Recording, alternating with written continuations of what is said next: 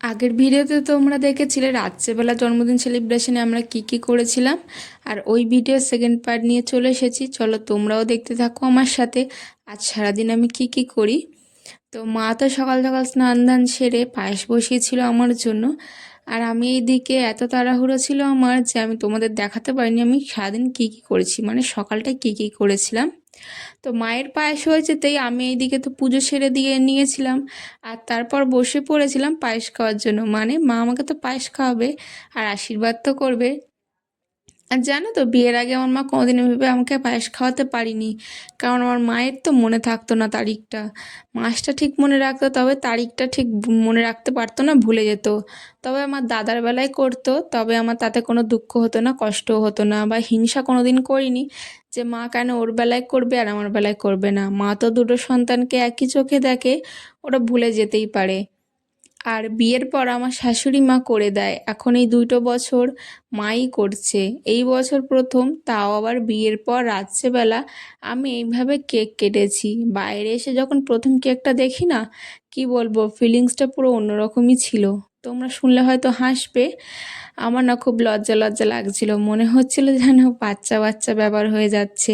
এই মোমবাতি নেভানো, কেক কাটা সবই আমার কাছে প্রথমবার। সব মিলে অনুভূতিটা অন্যরকম, আমি ঠিক এক্সপ্লেন করতে পারবো না তোমাদেরকে। তবে আগে বাবা মা করতে পারিনি বলে তাতে কোনো দুঃখ কষ্ট খারাপ লাগা নেই, এখন এইগুলো করে ভালোই লাগছে। আর বিয়ের আগে ভেবে রেখেছিলাম এই দিনটাতে দুই বাড়িতেই অল্প অল্প হলেও সময় দেব, সেই মতো রেডি হয়ে সব পড়েছি। সকালে ছিলাম এই বাড়িতে আর এখন যাচ্ছি ওই বাড়িতে। আমি গেলে ওরাও খুশি হবে।